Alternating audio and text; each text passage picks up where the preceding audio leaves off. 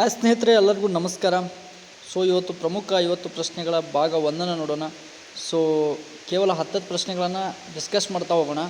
ಯಾಕಪ್ಪ ಅಂತಂದರೆ 20 ಪ್ರಶ್ನೆ ಅಂತಂದರೆ ವಿಡಿಯೋ ಲೆಂತ್ ಆಗುತ್ತೆ ಮತ್ತು ಅರ್ಥನೂ ಸರಿಯಾಗಲ್ಲ. ಅದಕ್ಕೆ ಒಂದು ದಿನಕ್ಕೆ 2 ಭಾಗನ ಮಾಡ್ತೀನಿ. ಓಕೆ, ನಿನ್ನೆ ಒಂದು ಭಾಗ ಆಗಿದೆ. ಯಾರು ನೋಡ್ಕೊಂಡಿರೋ ನೋಡಿ, ನೋಡಿಕೊಂಡು ಈ ವಿಡಿಯೋನ ಕಂಟಿನ್ಯೂ ಮಾಡಿ. ಓಕೆ, ಮೊದಲು ಸಾಮಾನ್ಯ ವಿಜ್ಞಾನದ ಬಗ್ಗೆ ನಾವು ಕ್ವಶನ್ನ ಮಾಡೋಣ. ಸ್ವಲ್ಪ ಡಿಸ್ಟರ್ಬೆನ್ಸ್ ಇದೆ, ಅದು ಅಡ್ಜಸ್ಟ್ ಮಾಡ್ಕೊಳ್ಳಿ. ಯಾಕಂತಂದರೆ ಮಳೆ ಇದೆ, ಎಲ್ಲ ಊರಲ್ಲೂ ಇದೆ ಅಂತ ಅಂದ್ಕೊಳ್ತೀನಿ. ಓಕೆ, ಇವಾಗ ಫಸ್ಟ್ ಕ್ವಶನ್ ಬಂದುಬಿಟ್ಟು, ಗಾಳಿಯ ಶಬ್ದದ ವೇಗವು ಸರಾಸರಿ ಎಷ್ಟಿರುತ್ತದೆ? ಅಂದರೆ ಗಾಳಿಯಲ್ಲಿ ಶಬ್ದದ ವೇಗ ಎಷ್ಟಿರ್ತೈತಿ ಅಂತ ಕೇಳ್ಯಾರ. ಇವಾಗ ನೋಡೋಣ. ಎಷ್ಟಪ್ಪ ಇರುತ್ತೆ ಅಂತಂದರೆ correct answer 343 meter per second ಇರುತ್ತೆ. ಓಕೆನಾ? ಇಲ್ಲಿ ಆಪ್ಷನ್ಗಳು ಯಾವ್ಯಾವೈತಪ್ಪ ಅಂತಂದರೆ ಆಪ್ಷನ್ಗಳ ಬಗ್ಗೆ ಡಿಸ್ಕಷನ್ ಮಾಡ್ತಾ ಹೋಗೋಣ. 343 ಮೀಟರ್ ಪರ್ ಸೆಕೆಂಡ್ ಸಾಮಾನ್ಯ ತಾಪಮಾನದಲ್ಲಿ 20 ಡಿಗ್ರಿ ಸೆಲ್ಸಿಯಸ್ ಗಾಳಿಯಲ್ಲಿ ಶಬ್ದದ ವೇಗವಾಗಿರುತ್ತದೆ. ಅಂತಂದರೆ 20 ಡಿಗ್ರಿ ಸೆಲ್ಸಿಯಸ್ ತಾಪಮಾನ ಏನಿರ್ತೈತಲ್ಲ, ಅವಾಗ ಗಾಳಿಯ ವೇಗ ಎಷ್ಟಿರುತ್ತಪ್ಪ ಅಂತಂದರೆ 343 ಮೀಟರ್ ಪರ್ ಸೆಕೆಂಡ್ ಆಗಿರ್ತದೆ. ಶಬ್ದವು ಘನವಸ್ತುಗಳಲ್ಲಿ ಅತ್ಯಂತ ವೇಗವಾಗಿ ಚಲಿಸ್ತೈತಿ. ಶಬ್ದವು ಏನು ಮಾಡ್ತೈತಿ? ಘನವಸ್ತು ಅಂತಂದರೆ ಗಟ್ಟಿ ವಸ್ತುಗಳಲ್ಲಿ ಅತ್ಯಂತ ವೇಗವಾಗಿ ಚಲನೆಯನ್ನು ಕಾಣ್ತೈತಿ. 3 × 10⁸ ಮೀಟರ್ ಪರ್ ಸೆಕೆಂಡ್ ಇದು ಶೂನ್ಯದಲ್ಲಿ ಬೆಳಕಿನ ವೇಗವಾಗಿದೆ. ಅದು ಶೂನ್ಯದಲ್ಲಿ ಬೆಳಕಿನ ವೇಗವಾಗಿರ್ತೈತಿ. Speed of light. ಓಕೆ, ಬೆಳಕು ಶಬ್ದಕ್ಕಿಂತ ಅತಿ ವೇಗವಾಗಿ ಚಲಿಸ್ತೈತಿ. ಬೆಳಕು ಮಾಡ್ತೈತಿ, ಶಬ್ದಕ್ಕಿಂತ ಅತಿ ವೇಗವಾಗಿ ಚಲಿಸ್ತೈತಿ.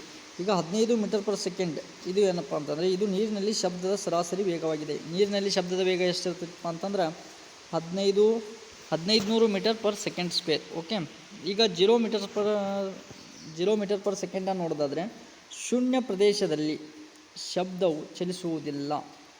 ನೆನಪಿಟ್ಕೊಳ್ಳಿ, ಶೂನ್ಯ ಪ್ರದೇಶದಲ್ಲಿ ಅಂತಂದರೆ ಶಬ್ದ ಏನು ಮಾಡೋದಿಲ್ಲ, ಚಲಿಸುವುದಿಲ್ಲ. ಹಾಗಾಗಿ ಅಲ್ಲಿ ಶಬ್ದದ ವೇಗ ಶೂನ್ಯ ಆಗಿರ್ತೈತಿ.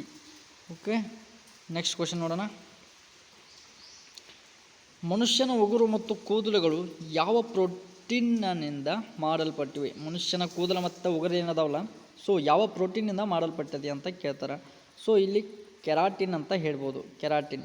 ಓಕೆ, ಈಗ ಕೆರಾಟಿನ್ ಅಂತಂದರೆ ಏನು ನೋಡೋಣ. ಇದು ಒಂದು ಗಟ್ಟಿಯಾದ ನಾರಿನಂತಹ ಪ್ರೋಟೀನ್ ಆಗಿದೆ. ಇದೇ ಮಾಡೈತಿ ಕೆರಾಟಿನ ಒಂದು ಗಟ್ಟಿಯಾದ ನಾರಿನಂತಹ ಪ್ರೋಟೀನ್ ಆಗಿದ್ದು ಉಗುರು, ಕೂದಲು ಮತ್ತು ಪ್ರಾಣಿಗಳ ಕೊಂಬುಗಳಲ್ಲಿ ಕಂಡುಬರುತ್ತದೆ. ಉಗುರು ಮತ್ತು ಕೂದಲು ಅಷ್ಟೇ ಅಲ್ಲ, ಪ್ರಾಣಿಗಳ ಕೊಂಬುಗಳಲ್ಲಿ ಏನು ಮಾಡ್ತೈತಿ? ಈ ಪ್ರೋಟೀನ್ ಕಂಡುಬರ್ತೈತಿ. ಯಾವ ಪ್ರೋಟೀನ್ಪ ಅಂತಂದ್ರೆ ಕೆರಾಟಿನ್ ಪ್ರೋಟೀನ್. ಓಕೆ, ಹಿಮೋಗ್ಲೋಬಿನ್ ಇದು ರಕ್ತದಲ್ಲಿ ಆಮ್ಲಜನಕವನ್ನು ಸಾಗಿಸುವ ಕಬ್ಬಿಣದ ಅಂಶವುಳ್ಳ ಪ್ರೋಟೀನ್ ಆಗಿದೆ. ಹಿಮೋಗ್ಲೋಬಿನ್ ಪ್ರೋಟೀನ್ ಏನು ಮಾಡ್ತೈತಿ? ರಕ್ತದ ಆಮ್ಲಜನಕವನ್ನು ಸಾಗಿಸ್ತೈತಿ. Okay, insulin. ಇಲ್ಲಿ ಇನ್ಸುಲಿನ್ ಆಪ್ಷನ್ ಇದೆಯಲ್ಲ, ಇದ್ರ ಬಗ್ಗೆ ನೋಡೋದಾದರೆ ಇದು ಮೆದೋಜಿರಕ್ ಗ್ರಂಥಿಯಿಂದ ಸ್ರವಿಸುವ ಹಾರ್ಮೋನ್ ಆಗಿದೆ. ಪ್ರೋಟೀನ್ ಆಧಾರಿತ ಹೊರತು ಇದು ಪ್ರೋಟೀನ್ ಅಲ್ಲ. ಇದು ಮೆದೋಜಿರಕ್ ಗ್ರಂಥಿಯಿಂದ ಸ್ರವಿಸುವ ಹಾರ್ಮೋನ್ ಆಗಿದೆ. ಹಾರ್ಮೋನ್ ಅಂದರೆ ಗೊತ್ತಲ್ಲ ನಿಮಗೆ. ಮೆಲನಿನ್ ಬಗ್ಗೆ ನೋಡೋದಾದರೆ ಈಗ ಅದು ಚರ್ಮ ಮತ್ತು ಕೂದಲಿಗೆ ಬಣ್ಣವನ್ನು ನೀಡುವ ಒಂದು ವರ್ಣಕವಾಗಿದೆ. ಮೆಲನಿನ್. ನೋಡಿ, ಮೆಲನಿನ್ ಏನಾಗಿದೆ? ಕೂದಲಿಗೆ ಬಣ್ಣವನ್ನು ನೀಡುವ ಒಂದು ವರ್ಣಕವಾಗೈತಿ ಮೆಲನಿನ್. ಇದನ್ನು ನೆನಪಿಟ್ಕೊಳ್ಬೇಕು. ಕೂದಲಿಗೆ ಬಣ್ಣವನ್ನು ನೀಡುವ ವರ್ಣಕ ಯಾವುದು ಅಂತ ಕೇಳಿದ್ರೆ ಮೆಲನಿನ್ ಅಂತ ಹೇಳ್ಬೋದು. ಓಕೆ, ನೆಕ್ಸ್ಟ್ ಕ್ವಶನ್ ನೋಡೋಣ. ಈಗ ಎಲೆಕ್ಟ್ರಿಕ್ ಬಲ್ಬ್ನ ಫಿಲ್ಮೆಂಟ್ ತಯಾರಿಸಲು ಯಾವ ಲೋಹವನ್ನು ಬಳಸಲಾಗುತ್ತದೆ? Tungsten. Okay, electric bulbous filament ತಯಾರಿಸೋಕ್ಕೆ ಏನು ಮಾಡ್ತಾರೆ? ಟಂಗ್ಸ್ಟನ್ ಅನ್ನೋ ಒಂದು ಲೋಹನ ಬಳಸ್ತಾರೆ. ಟಂಗ್ಸ್ಟನ್ ಅಂತಂದರೆ ಏನಪ್ಪ ಅಂತಂದ್ರೆ ಇದು ಅತಿ ಹೆಚ್ಚು ಕರಗುವ ಬಿಂದು. ಏನು ಮಾಡ್ತೈತಿ? ಇದು ಅತಿ ಹೆಚ್ಚು ಕರಗುವ ಬಿಂದು ಹೊಂದಿರುವ ಕಾರಣ ಬಲ್ಬ್ಗಳಲ್ಲಿ ಬೆಳಕು ನೀಡಲು ಬಳಸಲಾಗ್ತೈತಿ. ನೋಡ್ತಾ ಇರ್ಬೋದು ನೀವು ಉರಿಯುವಾಗ. ಕರೆಂಟ್ ಶಾಕ್ ಆಗಿ ಈ ರೀತಿ ಒಂದು ಇರ್ತೈತಿ ಬಲ್ಬ್ನಾಗ. ಅದೇನು ಮಾಡ್ತೈತಿ? ಲೈಟ್ ಅನ್ನೋದನ್ನು ನಮಗೆ ರಿಫ್ಲೆಕ್ಟ್ ಮಾಡ್ತೈತಿ. Okay, next nichrome. ಇದನ್ನು ಎಲೆಕ್ಟ್ರಿಕ್ ಹೀಟರ್ ಮತ್ತು ಇಸ್ತ್ರಿ ಪೆಟ್ಟಿಗೆ ಕಾಯಿಲ್ ಮಾಡಲು ಬಳಸುತ್ತಾರೆ. ಇಸ್ತ್ರಿ ಪೆಟ್ಟಿಗೆ ಕಾಯಿಲ್ ಮತ್ತು ಎಲೆಕ್ಟ್ರಿಕ್ ಹೀಟರ್ಗಳಲ್ಲಿ ನಿಕ್ರೋಮನ್ನು ಬಳಸ್ತಾರೆ. ತಾಮ್ರ ಮತ್ತು ಅಲ್ಯೂಮಿನಿಯಮನ್ನು ನೋಡೋದಾದರೆ ತಾಮ್ರ ಮತ್ತು ಅಲ್ಯೂಮಿನಿಯಂ ಎರಡೂ ಕೂಡಿ ನೋಡೋದಾದರೆ ಇದ್ರ ಬಗ್ಗೆ ನೋಡೋದಾದರೆ ಇವು ಉತ್ತಮ ವಿದ್ಯುತ್ ವಾಹಕಗಳಿದ್ದು ಮನೆಗಳ ವೈರಿಂಗ್ ತಂತಿಗಳಲ್ಲಿ ಬಳಕೆಯಾಗುತ್ತದೆ. ಓಕೆ, ಮಣಿಗಳ ವೈರಿಂಗ್ ಇರ್ತೈತಿಲ್ಲ, ಸೊ ಮ್ಯಾಲಿಂದಲ್ಲ ಮತ್ತು ಕೆಳಗೆ ಒಳಗೆ ಒಂದು ಮೇಲೆ ಪ್ಲಾಸ್ಟಿಕ್ ಕೋಟಿಂಗ್ ಇರ್ತೈತಿ, ಕೋಟಿಂಗ್ ಒಳಗೆ ಏನಿರ್ತೈತಿ ಒಂದು ತಂತಿ ಇರ್ತೈತಿಲ್ಲ, ಸೊ ಅಲ್ಲಿ ಇದನ್ನು ಬಳಸ್ತಾರೆ, ತಾಮ್ರ ಮತ್ತು ಅಲ್ಯೂಮಿನಿಯಂ. ಸೊ ನೆಕ್ಸ್ಟ್ ಕ್ವಶನ್ ನೋಡೋಣ. ಸೂರ್ಯನ ಬೆಳಕಿನಿಂದ ಮಾನವನ ದೇಹಕ್ಕೆ ದೊರೆಯುವ ಜೀವಸತ್ವ ಯಾವುದು? ಜೀವಸತ್ವ D. Okay, vitamin D. Okay, ಜೀವಸತ್ವ ಡಿ ಬಗ್ಗೆ ನೋಡೋಣ. ಇದನ್ನು ಸನ್ಶೈನ್ ಜೀವಸತ್ವ ಎನ್ನಲಾಗುತ್ತದೆ. ಸನ್ಶೈನ್ ಜೀವಸತ್ವನೂ ಅಂತಾರೆ. ಸೂರ್ಯನ ಬೆಳಕು ಚರ್ಮದ ಮೇಲೆ ಬಿದ್ದಾಗ ದೇಹವು ಇದನ್ನು ತಯಾರಿಸುತ್ತದೆ. ಇದರ ಕೊರತೆಯಿಂದ ರಿಕೆಟ್ಸ್ ರೋಗ ಬರ್ತೈತಿ. ವಿಟಮಿನ್ ಡಿ ಕೊರತೆಯಿಂದ ಯಾವ ರೋಗ ಬರ್ತೈತಿಪ್ಪ ಅಂತಂದ್ರೆ ರಿಕೆಟ್ಸ್ ರೋಗ ಕೂಡ ಬರ್ತೈತಿ. ಓಕೆ, ಜೀವಸತ್ವ ಎ ಕ್ಯಾರೆಟ್ ಮತ್ತು ಹಾಲಿನಲ್ಲಿ ಹೆಚ್ಚಾಗಿರ್ತೈತಿ. ಜೀವಸತ್ವ ಎಲ್ಲಿರ್ತೈತಿ? ವಿಟಮಿನ್ ಎ ಕ್ಯಾರೆಟ್ ಮತ್ತು ಹಾಲಿನಲ್ಲಿ. ಕಣ್ಣಿನ ರೋಗಕ್ಕೆ ಅಗತ್ಯ ವಿಟಮಿನ್ ಎ. ಓಕೆ, ಜೀವಸತ್ವ ಸಿ ನಿಂಬೆಹಣ್ಣು ನೆಲ್ಲೆಕಾಯಿಲಿದ್ದು ರೋಗ ನಿರೋಧಕ ಶಕ್ತಿ ಹೆಚ್ಚಿಸುತ್ತದೆ. ಹುಳಿ ಪದಾರ್ಥಗಳೇನಿರ್ತದಲ್ಲ, ಸೊ ಅದರಲ್ಲಿ ಹೆಚ್ಚು ಕಂಡು ಬರ್ತದೆ ಜೀವಸತ್ವ ಡಿ ಅಂತಂದರೆ vitamin D C. Okay, vitamin C ಏನು ಮಾಡ್ತೈತಿ? ನಿಂಬೆಹಣ್ಣು, ನೆಲ್ಲೆಕಾಯಿ ಮತ್ತು ಹುಳಿಯಾಗಿರುವಂಥ ಒಂದು ಪದಾರ್ಥಗಳಿರ್ತೈತಿ. ರೋಗ ನಿರೋಧಕ ಶಕ್ತಿ ಹೆಚ್ಚಾಗಿರ್ತೈತಿ ಇದ್ರಾಗ. ಸೊ ನೆಕ್ಸ್ಟ್ ಸಾಮಾನ್ಯ ಜ್ಞಾನ ಮತ್ತು ಸಂವಿಧಾನದ ಬಗ್ಗೆ ನೋಡೋಣ. ಭಾರತದ ಸಂವಿಧಾನವನ್ನು ಅಂಗೀಕರಿಸಿದ ವರ್ಷ ಯಾವುದು ಅಂತ ನೋಡೋದಾದರೆ ನವೆಂಬರ್ 26, 1949. ಸೊ ಎಲ್ಲೈತಿ? ನವೆಂಬರ್ 26, 1949. ಓಕೆ, ಸೊ ನವೆಂಬರ್ 26, 1949 ಏನಾಯ್ತಪ್ಪ ಅಂತಂದ್ರೆ ಸಂವಿಧಾನ ರಚನಾ ಸಭೆಯ ಭಾರತದ ಸಂವಿಧಾನವನ್ನು ಅಂಗೀಕರಿಸಿತು. ಆದ್ದರಿಂದ ಈ ದಿನವನ್ನು ಸಂವಿಧಾನ ದಿನ ಎಂದು ಕರೀತಾರೆ. ಸೊ ಡೇಸ್ ಕೂಡ ನೆನಪಿಟ್ಕೊಳ್ಳಿ. ಯಾವ ದಿನವನ್ನು ಕರೀತಾರೆ ಅಂತಂದ್ರೆ ಸಂವಿಧಾನ ದಿನ ಅಂತ ಯಾವಾಗ ಆಚರಣೆ ಮಾಡ್ತಾರೆ ಅಂತ ಕೇಳ್ಬೋದು. ನವೆಂಬರ್ 26 ಪ್ರತಿ ವರ್ಷ. ಈಗ ಜನವರಿ 26 ನೋಡೋದಾದ್ರೆ ಜನವರಿ 26, 1950 ಏನಾಯಿತು? ಸಂವಿಧಾನವು ಪೂರ್ಣ ಪ್ರಮಾಣದಲ್ಲಿ ಜಾರಿಗೆ ಬಂದಿತ್ತು. ಅದು ಗಣರಾಜ್ಯ ದಿನ ಆಗಿತ್ತು. ಜನವರಿ 26 ಗಣರಾಜ್ಯ ದಿನ ಅಂತ ಆಚರಿಸ್ತೇವೆ. ಸಂವಿಧಾನ ಪೂರ್ಣ ಪ್ರಮಾಣದಲ್ಲಿ ಜಾರಿಗೆ ಬಂದಿದ್ದು ಯಾವಾಗಪ್ಪ ಅಂತಂದ್ರೆ ಜನವರಿ 26, 1950. ಸೊ ಸಂವಿಧಾನ ರಚನೆ ಆಗಿದ್ದು ನವೆಂಬರ್ 26, 1949 ಆಗಿರ್ಬೋದು. ಆದರೆ 2 ವರ್ಷಗಳ ನಂತರ ಸೊ ಸಂವಿಧಾನ ಪೂರ್ಣ ಪ್ರಮಾಣದಲ್ಲಿ ಜಾರಿಗೆ ಬರ್ತೈತಿ ನಮ್ಗೆ. ಓಕೆ, ಸೊ ನೆಕ್ಸ್ಟ್ ನೋಡೋಣ. ಆಗಸ್ಟ್ 15, 1947 ಭಾರತಕ್ಕೆ ಬ್ರಿಟಿಷರಿಂದ ಸ್ವಾತಂತ್ರ್ಯ ಸಿಕ್ಕ ದಿನ. ಓಕೆ, ನೆಕ್ಸ್ಟ್ ಕ್ವಶನ್ ನೋಡೋಣ. ಇವಾಗ ಲೋಕಸಭೆಯ ಸ್ಪೀಕರ್ ಅವರನ್ನು ಯಾರು ಆಯ್ಕೆ ಮಾಡ್ತಾರೆ ಅಂತ ನಾವು ಈ ಕ್ವಶನ್ ಕೇಳಿದರೆ, ಸೊ ಲೋಕಸಭೆಯ ಸ್ಪೀಕರನ್ನು ಲೋಕಸಭೆಯ ಸದಸ್ಯರು ಆಯ್ಕೆ ಮಾಡ್ತಾರೆ. ಲೋಕಸಭೆಯ ಸದಸ್ಯರು ಆಯ್ಕೆ ಮಾಡ್ತಾರೆ. ಸೊ ಲೋಕಸಭೆಯ ಸದಸ್ಯರು ತಮ್ಮಲ್ಲಿಯೇ ಒಬ್ಬರನ್ನು ಮತದಾನ ಮೂಲಕ ಸ್ಪೀಕರ್ಗೆ ಆಯ್ಕೆ ಮಾಡ್ಕೊಳ್ತಾರೆ. ಸೊ ತಮ್ಮಲ್ಲಿಯೇ ಒಬ್ಬರನ್ನು ಅಂತಂದರೆ ಲೋಕಸಭೆ ಸದಸ್ಯರೇನಿರ್ತಾರೆ ತಮ್ಮಲ್ಲಿ ಒಬ್ಬರನ್ನು ಮತದಾನದ ಮೂಲಕ ಸೊ ಮತದಾನ ಮಾಡ್ತಾರೆ. ಸೊ ಅವಾಗ ಅಲ್ಲಿ ಸ್ಪೀಕರ್ ಅನ್ನೋದನ್ನು ಒಂದು ಆಯ್ಕೆ ಮಾಡಿಕೊಳ್ತಾರೆ. ಈಗ ರಾಷ್ಟ್ರಪತಿಯವರು ಏನು ಮಾಡ್ತಾರೆ? ಪ್ರಧಾನಮಂತ್ರಿ ಹಾಗೂ ಸುಪ್ರೀಂ ಕೋರ್ಟ್ ನ್ಯಾಯಾಧೀಶರನ್ನು ನೇಮಕ ಮಾಡ್ತಾರೆ. ರಾಷ್ಟ್ರಪತಿಯವರು ಏನು ಮಾಡ್ತಾರೆ? ಪ್ರಧಾನಮಂತ್ರಿಯನ್ನು ಆಯ್ಕೆ ಮಾಡ್ತಾರೆ ಹಾಗೂ ಸುಪ್ರೀಂ ಕೋರ್ಟ್ ಮತ್ತು ನ್ಯಾಯಾಧೀಶರನ್ನು ನೇಮಕ ಮಾಡ್ಕೊಳ್ತಾರೆ. ಸೊ ರಾಜ್ಯಸಭೆಯ ಅಧ್ಯಕ್ಷರು ಭಾರತದ ಉಪರಾಷ್ಟ್ರಪತಿಯವರು ಪದಮಿತ್ಯ ರಾಜ್ಯಸಭೆಯ ಅಧ್ಯಕ್ಷರಾಗಿರುತ್ತಾರೆ. ಓಕೆ, ಸೊ ಇದನ್ನೆಲ್ಲ ಪಾಯಿಂಟ್ ನೆನಪಿಟ್ಕೊಳ್ಬೇಕು. ಯಾವಾಗ ಯಾವ ರೀತಿ ಕ್ವಶನ್ ಕೇಳ್ತಾರೆ ಅಂತ ಹೇಳಕ್ಕೆ ಬರಲ್ಲ. ಸೊ ಅದಕ್ಕೆ 360 ಆ್ಯಂಗಲ್ನ ನಾವು ಡಿಸ್ಕಷನ್ ಮಾಡಬೇಕಾಗತ್ತೆ. ಹಂಪಿ ಜಗತ್ ಪ್ರಸಿದ್ಧ ಸ್ಮಾರಕಗಳ ಗುಂಪು ಕರ್ನಾಟಕದ ಯಾವ ಜಿಲ್ಲೆಯಲ್ಲಿ ಅಂತ ಕೇಳಿದರೆ ಸೊ ವಿಜಯನಗರ. ಸೊ ವಿಜಯನಗರದಲ್ಲಿ ಐತಿ. ಸೊ ವಿಜಯನಗರ ಹೊಸದಾಗಿ ರಚನೆಯಾದ ವಿಜಯನಗರ ಜಿಲ್ಲೆಯ ಹೊಸಪೇಟೆ ತಾಲೂಕಿನ ಹಂಪಿ ಇದೆ. ಇದು ಯುನೆಸ್ಕೋ ವಿಶ್ವ ಪಾರಂಪರಿಕ ತಾಣವಾಗಿದೆ. ಯುನೆಸ್ಕೋ ಪಾರಂಪರಿಕ ತಾಣವಾಗೈತಿ ಇದು ಕೂಡ, ಹಂಪಿ ಕೂಡ.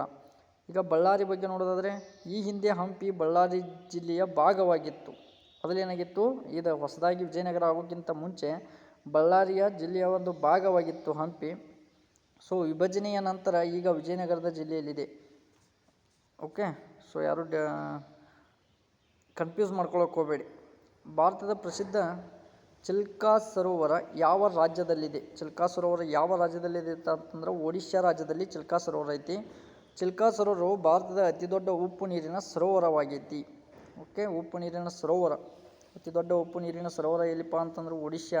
ಸೊ ಚಿಲ್ಕಾ ಸರೋವರ ಓಕೆ ಒಡಿಶಾದಾಗ ಐತಿ. ಜಮ್ಮು ಮತ್ತು ಕಾಶ್ಮೀರ ಬಗ್ಗೆ ಒಂದು ಆಪ್ಷನ್ ಕೊಟ್ಟಿದ್ದಾರೆ. ಸೊ ದಾಲ್ ಸರೋವರ ಮತ್ತು ಉಲಾರ್ ಸರೋವರ ಭಾರತದ ಅತಿ ದೊಡ್ಡ ಸಿಹಿ ನೀರಿನ ಸರೋವರಗಳಾಗ್ಯಾವ. ದಾಲ್ ಸರೋವರ ಮತ್ತು ಉಲ್ಲಾರ್ ಸರೋವರ. ಓಕೆ, ಎಲ್ಲಿದಾವಪ್ಪ ಅಂತಂದ್ರೆ ದಾಲ್ ಸರೋವರ ಮತ್ತು ಉಲ್ಲಾರ್ ಸರೋವರ ಜಮ್ಮು ಮತ್ತು ಕಾಶ್ಮೀರದಾಗ ಅದಾವ. ಓಕೆ, ರಾಜಸ್ಥಾನದಾಗ ಯಾವ ಒಂದು ಸರೋವರ ಐತಪ್ಪ ಅಂತಂದ್ರೆ ಸಾಂಬಾರ್ ಸರೋವರ ಇಲ್ಲಿ ಕಂಡು ಬರ್ತೈತಿ. ಮಣಿಪುರದಾಗ ಪ್ರಸಿದ್ಧ ತೇಲುವ ಸರೋವರ ಲೋಕ್ತಾಲ್ ಸರೋವರ. ಪ್ರಸಿದ್ಧ ತೇಲುವ ಸರೋವರವಾದಂಥ ಲೋಕ್ತಾಲ್ ಸರೋವರ ಮಣಿಪುರದಾಗ ಐತಿ. ಓಕೆ.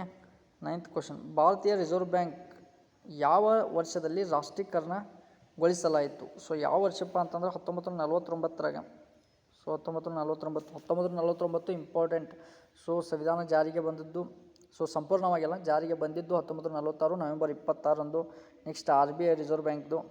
ಸೊ RBI ರಿಸರ್ವ್ ಬ್ಯಾಂಕ್ನ ಲಾಂಛನ ಯಾವುದಂತ ಕೇಳಿದ್ರೆ ಹುಲಿ ಅಂತ ಹೇಳ್ಬೋದು. ಓಕೆ, ಸೊ ಹುಲಿ. ಓಕೆ, ಈಗ 1949 ಜನವರಿ 1ರಂದು RBIಯನ್ನು ಸರ್ಕಾರಿ ಬ್ಯಾಂಕಾಗಿ ರಾಷ್ಟ್ರೀಕರಣ ಮಾಡಲಾಯಿತು. ಮೊದಲು ಖಾಸಗೀಕರಣವಾಗಿತ್ತು. ಸೊ ನೆಕ್ಸ್ಟು ಸರ್ಕಾರಿ ಬ್ಯಾಂಕಾಗಿ ಮಾಡಿದ್ದು ಯಾವಾಗಪ್ಪ ಅಂತಂದರೆ ಜನವರಿ 1, 1949ರಂದು. ಸೊ 1935 ಏಪ್ರಿಲ್ 1 ನೋಡೋದಾದರೆ, ಸೊ 1935 ಇಲ್ಲಿ ಆಪ್ಷನ್ ಇದೆಯಲ್ಲ, ಸೊ ಅದ್ರ ಬಗ್ಗೆ ವಿಶ್ಲೇಷಣೆ ನೋಡೋಣ ಇವಾಗ. 1935 ಏಪ್ರಿಲ್ 1 ಹ್ಯಾಮಿಲ್ಟನ್ ಆಯೋಗದ ಶಿಫಾರಸಿನಂತೆ RBI ಸ್ಥಾಪನೆಯಾಯಿತು. ಸೊ ನೋಡ್ಕೊಳ್ಳಿ, 1935 ಏಪ್ರಿಲ್ 1 ಅವಾಗೇನಾಯ್ತಪ್ಪ ಅಂತಂದರೆ ಹ್ಯಾಮಿಲ್ಟನ್ ಆಯೋಗದ ಶಿಫಾರಸಿನಂತೆ RBIನ ಸ್ಥಾಪನೆ ಆಯಿತು. ಸೊ ಅದರ ಆಯೋಗದಂತೆ ಶಿಫಾರಸಿನಂತೆ ಹ್ಯಾಮಿಲ್ಟನ್ ಆಯೋಗದ ಶಿಫಾರಸಿನಂತೆ RBI ಯಾವಾಗ ಸ್ಥಾಪನೆ ಆಯ್ತಪ್ಪ ಅಂತಂದರೆ 1935 ಏಪ್ರಿಲ್ 1ರಂದು. ಸೊ ನೆಕ್ಸ್ಟು 1969 ಇಂದಿರಾ ಗಾಂಧಿಯವರ ಕಾಲದಲ್ಲಿ 14 ಪ್ರಮುಖ ವಾಣಿಜ್ಯ ಬ್ಯಾಂಕುಗಳ ರಾಷ್ಟ್ರೀಕರಣ ಮಾಡಲಾಯಿತು. ಯಾವಾಗಪ್ಪ ಅಂತಂದರೆ 1969ರಲ್ಲಿ. ಇಂದಿರಾ ಗಾಂಧಿ ಅವರ ಕಾಲದಲ್ಲಿ 14 ಪ್ರಮುಖ ವಾಣಿಜ್ಯ ಬ್ಯಾಂಕ್ಗಳ ರಾಷ್ಟ್ರೀಕರಣವನ್ನು ಇವಾಗ ಮಾಡಲಾಯಿತು. ಯಾವಾಗಪ್ಪ ಅಂತಂದರೆ 1969ರಲ್ಲಿ.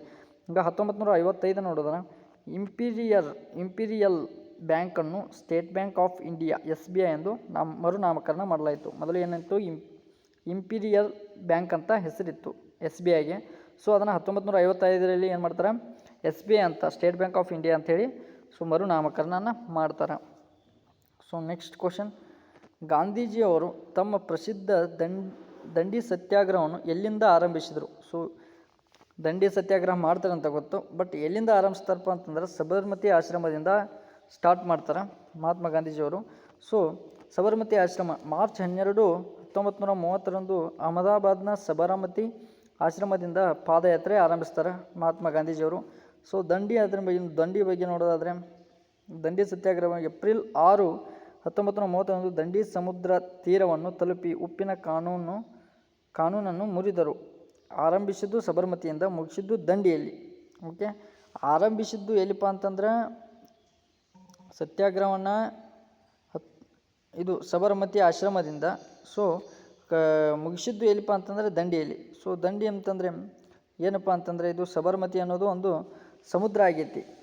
ಓಕೆ, ದಂಡಿ ಅನ್ನೋದು ಒಂದು ಸಮುದ್ರ ಆಗೈತಿ. ಓಕೆ, ನೆಕ್ಸ್ಟು ಚಂಪಾರಣ್ಣ ಒಂದು ಸತ್ಯಾಗ್ರಹ ಬರ್ತೈತಿ 1917ರಲ್ಲಿ. ಗಾಂಧೀಜಿಯವರು ಭಾರತದಲ್ಲಿ ನಡೆಸಿದ ಮೊದಲ ಸತ್ಯಾಗ್ರಹ ಯಾವುದಪ್ಪ ಅಂತಂದ್ರೆ ಬಿಹಾರದ ಚಂಪಾರಣ್ಯದಲ್ಲಿ 1917ರಲ್ಲಿ ಇದನ್ನು ಮಾಡ್ತಾರೆ. ಓಕೆ, ಸೊ ಇವತ್ತಿಗೆ ಇಷ್ಟು ಸಾಕು. ಮತ್ತು ನೆಕ್ಸ್ಟ್ ವೀಡಿಯೋನ ಅಪ್ಲೋಡ್ ಮಾಡ್ತೀನಿ. ಸೊ ಇದು ನಿಮಗೆ ನೋಟ್ಸ್ ಕೊಡ್ಬೇಕು ಅಂದ್ಕೊಳ್ತೀನಿ, ಬಟ್ ನೀವು ನೋಟ್ಸ್ನ ಕೊಟ್ಟರೆ ಸೊ ಅದನ್ನು ಹಾಗೆ ಇಟ್ಕೊಂಡು ಓದಲ್ಲ. ಸೊ ನಿಮಗೆ ಬೇಕಾದರೆ ನೊಮ್ಮೆ ವಿಡಿಯೋನ ಪಾಸ್ ಮಾಡಿ ಕ್ವಶನ್ನ ಬರ್ಕೊಂಡು ಸೊ ಸ್ಟಡಿನ ಮಾಡಿ ಅಂತ ಹೇಳ್ತೀನಿ. ಸೊ ಎಲ್ಲರಿಗೂ ಆಲ್ ದ ಬೆಸ್ಟ್. ಮತ್ತೆ ಮುಂದಿನ ವಿಡಿಯೋದೊಂದಿಗೆ ಭೇಟಿ ಆಗೋಣ. ಎಲ್ಲರಿಗೂ ಧನ್ಯವಾದಗಳು. ಶುಭ ದಿನ.